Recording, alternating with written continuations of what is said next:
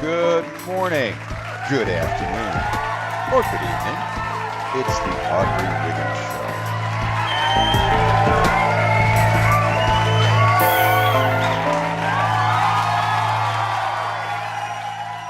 Welcome again to the Audrey Wiggins Show. We're here with our guest. She's an awesome singer. She's an actress, and she's going to tell us some exciting news about what she's been working on and what's going forward in her life. We're going to hear a little bit about your journey as well. Bernita, thank you for coming to the show. You're welcome. Thank you. Yeah, yes, absolutely. So glad to have you here. Now, we'll just say what it is, and then you give us the story of how it happened. Okay. But you have a role in the Black Nativity motion picture. Now tell us how that happened. Congratulations, first of all. I'm real excited for our local celebrity here. Thank you so much. For claiming you. Yes, thank you so much. Yes. I actually, I did a show at Caribou called Over Sally's Gospel, and I was one of the principal singers in the movie. And he called me and told me he had something really big in process. And he said he would call me back once, everything was all put together. And so he called me Thanksgiving of 2012. Wow. Yeah, he's like, hi, everything's on this. I'm like, oh, hi, what's going on? Well, he said, I would like for you to come and audition for a movie. I'm like, okay. And he's like, it's all giddy. I know, right? He's like, okay, don't you want to know what the name of the movie? I said, sure. He said, it's Black Nativity. I'm like, oh, sure, I've done Black Nativity, oh God, for many years at Caribou, and he told me that the auditions were in New York. And he said, well, don't you want to know who's in the movie? I said, okay. And he said, well, it's Forrest Whitaker, Jennifer Hudson, Angela Bassett, wow, Mary J. Blige, Tyrese Gibson, Jacob Lattimore, Luke James. I'm like, okay. Right. And he said, two things I want you to do. I want you to look good, and I want you to sing like crazy. I said, okay, I can handle that. Yes, it was an amazing experience when I got there. It had to be about 600 people there. Wow. Yeah. There were tons of people. But it's interesting because I said, well, my name is Bernita Ewing. They were like, oh, she's here. I'm like, oh, okay. Did I get special treatment? It was.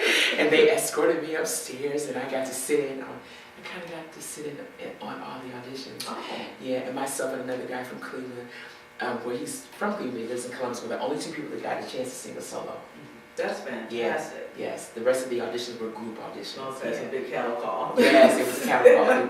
It was. How did you feel, when you left the audition and then when you got home? I don't know, what was the time frame of, from the audition and actually getting that call? I panicked. Every day I'm like, oh my God. I did, if I'm not mistaken, as I remember, I did 3 callbacks. And to New York? To New York, okay. To New York. They called me. I think actually the first audition they said, well, stay. Are you here in New York? I said, I'm here for as long as I need to be. And I stayed. And I came back the next day. And then I got a call to come back, for the final audition. It was amazing because what I remember about the audition was, all the big producers were there. Wow. All the casting agent, her name is Twinkie Bird, who's a phenomenal Black female who does, she only casts principals. She's like big in Hollywood. Wow. And they were kind of going, okay, now, number 37, sit down. Number 22, sit down. I'm like, oh my God. And then they did that for about, we did an audition. It was a bunch of us together. And then it was just process of elimination. So they had people standing on this, because actually where the audition was where we did the movie. So we were on the set, and then the people that were left, she turned around, she said, you are in Forrest Whitaker's choir. I was like, what? Mom! Excuse me. Mom! I was like, I got it. I was like, oh my God, I'm gonna be in a bunch of motion picture. I'm like, calm down. I was like, okay. Right. And you know, immediately we went to costumes. Wow. That same day. That's amazing. Yeah, the same day. All the costume people were on the set. Is that normally how it happens? Do you know, or not? You know what? I am not sure. I've never done a major motion picture. I did a movie, an independent film right after Black Nativity called Seizure, and it was such a contrast. I did I played a schizophrenic woman, and you know, Black Nativity was all glamorous, right? And this role was not glamorous at all, and that's actually why I picked the role, because it was so drastic. You know, I'm not sure, but I'm like, already they were taking our measurements. We were like this, you know. Yeah, they were taking our measurements already for costumes. That is exciting. Yeah, it was energy that must have been in that room. Amazing, amazing. And I looked around, and it was, you know, we were the only two people from Ohio. Everybody else, they were New Yorkers, except for the exception of about 3 people were from LA. Okay. Yeah, so it was amazing. It was an experience I will never, ever forget. Yes. Yeah, thank God for that. Okay, well, how was it? Were you able to interact with anyone, Angela Bassett or any other folks? Oh my goodness. How was that? Fabulous. Well, yeah. she is amazing. She is amazing. She's so nice, and she's absolutely beautiful, and I had the opportunity to talk to Jennifer Hudson and Forrest Whitaker all the time, and they wonderful people to be such amazing actors. Yeah, they're just wonderful. Just to watch them work.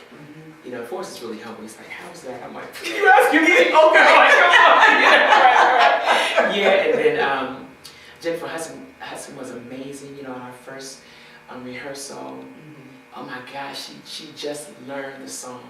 And I mean, just an anointed woman of God. She killed us the first day of rehearsal. Wow. And there wasn't a dry eye in the room. Ooh, I mean, really. I'm sure. My goodness, I'm sure. Yeah. Yes. We want to hear more about that when we come back after this break. Thank you.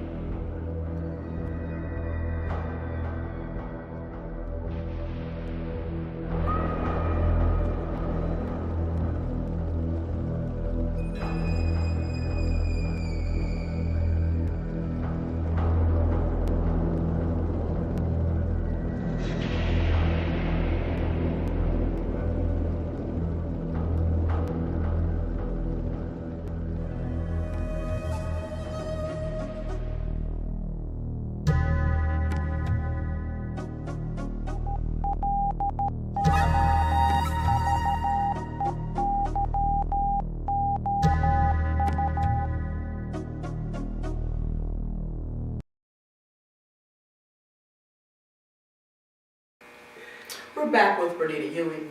She's starring in one of the choirs in Black Nativity, and she's in Forrest Whitaker's choir. I mean, that's amazing. Okay, so before the break, we were talking about just being on the set, working with these professionals. Not that you aren't, but sometimes we look at the people, they've already made it so far, you know, to a certain plateau, let's put it like that. Right. To work with that celebrity cast, it must have been amazing. It was amazing. Yes. Just to watch them work, you know, just the singers. Oh my God, Luke James, he's a beast. Tyrese Gibson. I mean, oh my God, it was amazing. It was amazing, and it's funny because when you watch them interview, they're like, "Let's talk about the choir," you know. And one point, Jim Rice is like, "I want to sing in the choir," you know. I mean, because we were basically, you know what? They were just bona fide church people. I mean, you know, they were professional singers, but they were people that, you know, they were, you know, active and born and raised in church and stuff. So they were phenomenal, just phenomenal singers. And you know what? I guess you would call her our musical director. Her name is Contrella. Patrick Henry, just an amazing woman of God who can teach the music and will sing you under a pew, really. Wow. And then we had Stephen Taylor, who's a very dear friend of mine, a writer and a producer who's written for people from Julie McAllister to Yolanda Adams. I mean, just amazing. Wow. And so they got the right collaboration of people, absolutely. You know, yeah. And speaking of singing, do you want to give us a quick little note now or what? And we're gonna try to get some YouTube tracks here at the end of the show. Well, let's see. Maybe we should. I caught you off guard. Yeah, she said anything or something. That wasn't fair. While you're okay. thinking of that, this has been a journey for you. Yeah, Those people, realize like one day you look up someone, that's made it big time, or doing this or doing that. And in our eyes, it seems overnight because we didn't see the journey. We didn't witness, all of the midnights or going to these crazy rehearsals or people not showing up and musicians and the whole 9 hours. So give us a little bit of that. Well, you know what? I actually moved to New York when I was 21. I actually went to be a hair designer. And I had some friends that had been in New York for many years of professional singers. They're like, you should come audition for Mama, I Want to Sing. I'm like, you think I should? I'm like, girl, yeah, you should come. And I auditioned for the show. I got cast as a principal role as Mama, and Mama I Want to Sing. I was there for 6 years. Amazing. 6 years I was a Mama, and actually in that 6 years I went to do Dreamgirls. I did a national touring company after they left Broadway. I was Effie, played the same role as for Holiday. And then I went to Bermuda and I did a show for a year in Bermuda called Big Bad and Beautiful. And I'm like, I kind of like this. This is all right. I'm like, yeah, I kind of like this. Here, I'll just style the whole hair. And of course, your hair was gorgeous. Oh, thank you so much. Thank you. Yes, absolutely. And it was just ongoing. I actually lived in New York for 14 years. I think I was sharing with you earlier that my life is so different now because at that point I was a lot heavier. I lost over 150 pounds. That's amazing. On my own, no exercise. On my own hard work, the gym, food, good food. And I dare to bring all these M&Ms to the set today. My own M&Ms. Temptation. Exactly. So now I am actually entering the industry just a little bit different because my look has changed. I think now I'm more marketable. Yes. I've signed with some modeling agencies. I mean, just a very different life. And I tell you, just coming on the back end of Black Nativity, and God is just really good because He made me see that there is a market for me, in this industry, and just the compliments that I got from the casting directors. They're like, you are the choir member. I'm like, am I? And like your facial expressions, the look, I'm like, oh really? So that was a great compliment. Yeah, so it's different. So, I'm just asking God to continue to enlarge my territory. Yes. I believe there. Definitely praying for you as well. Thank you. Yes, very proud of you and awesome to be able to meet you. Yes. Bernita, what advice would you have for the younger generation, or just not even an age period? There's people who are just some awesome talent, some we know, together, but haven't reached that plateau, or haven't reached that point where they haven't taken off yet. There's no momentum yet. Tell us about that, or advise us. Okay. Speak right to the audience. You know what? When I got cast for the movie, I became, I began to talk to Twinkie Bird, who is, as I said earlier, one of the largest casting agents. And she said, first of all, I believe whatever your passion is, that's what you should do. If it's singing, then take lessons. If it's acting, then take lessons. If it's dancing, take lessons. You're never, I'm about to take some acting classes. You're never too polished, or never too big. You never arrive. Never to actually take lessons. So that would be my advice, and to just to follow your dream and just stick to it. And it's unfortunate that I am born and raised in Cleveland. However, I think I hate to say this, but I had to move away. Yeah, but that's not a hate, because that's where that craft, the industry that you want to be in. Right. Where it's really happening, you do have to go. Yes, you do. And I'm not saying that there's not a market here. I believe there's a market here. Oh, I also believe in finding an agent. I have several agents now. And a lot of people are very shy about that. But you know what? I have thick skin. Okay. This industry gives you thick skin. And just because somebody says no, that does not mean that that's your end. It's really not. I went to audition for The Voice. I made it to the second round. And then the second round was like, it was some guy, but he was phenomenal. So I didn't have any beef about it. There were people that were crying. I'm like, honey, this is not your end. This is just the beginning. Yes. Yeah, and what I say about that, especially when I watch those type of programs, and the talent that's coming across that stage, it's like, how do they even choose who to be the winner? So to me, if you were on there and you got a show like that, you are a winner. And there was a whole lot of folks who had with some power and some authority that started. That's what I feel. Yeah, so I agree. Yes. Stick to what you love to do. You know, I took a big step. I worked for the school district. I had been there for 9 years, and asked for leave of absence, and I didn't get it. So I decided to take a leap of faith. I said, you know what? I've been singing all my life. This is an opportunity. I cannot imagine sitting in that theater going, I was supposed to be in that movie. Oh my God. Then you would I would have been crushed. Yes, I'm serious. I would have been really crushed because I didn't know that the choir, we're principals. We were principals in the movie. So you see us throughout the entire movie. Oh my God, what regrets. So I took a leap. I talked to Shirley Murdoch, my very dear friend, my sister, and she said, Bernita, take a leap of faith. And I said, you think, Shirley? I'm like, I'm so accustomed to, consistency and this. And she said, take, and I took a leap of faith, and I did. I just still believe God.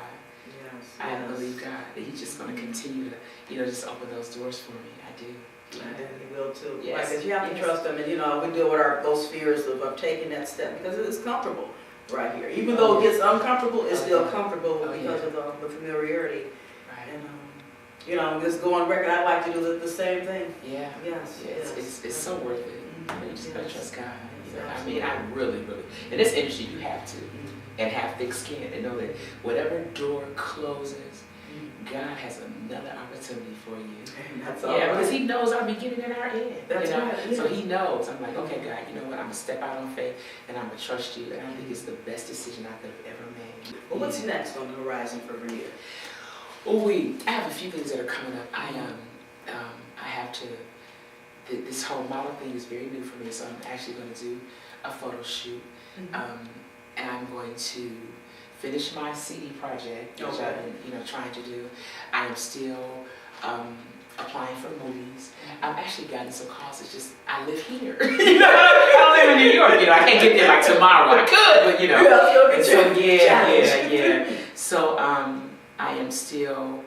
I'm still getting calls. I just need to make a transition. Yeah, I kind of miss some things being here, but I have children. I have 7 and 13, So I'm looking to do more major motion pictures. Of course, I love musical theater. I've done it all my life. And of course, television is much easier. And you're just trying to, kind of, keep auditioning, keep talking to my agents and managers, and we're creating different avenues for me to, for me to walk through. Awesome. Well, if Audrey Wiggins show or All Together Working to help you out, let us know. Thanks again for coming by. I love you so much. God bless you. Yes, thank you for inviting me. You're welcome. And we'll see you on the next episode of the Audrey Wiggins Show.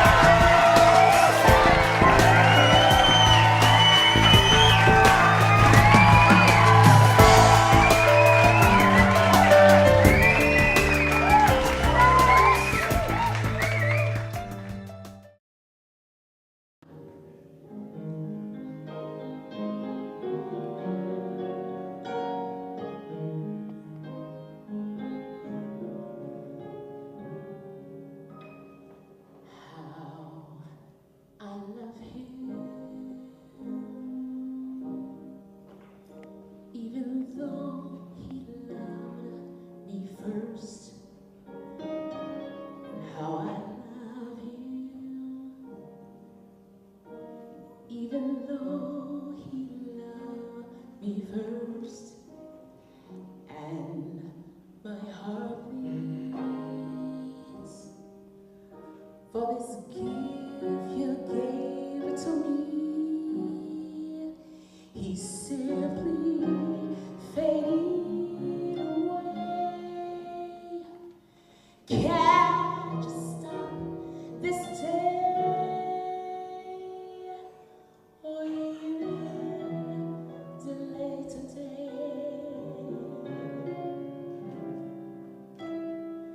Can't you hear me crying in agony, his suffering for this gift you gave to me? They have abused him. He doesn't look the same. It hurts to call his name. Emmanuel.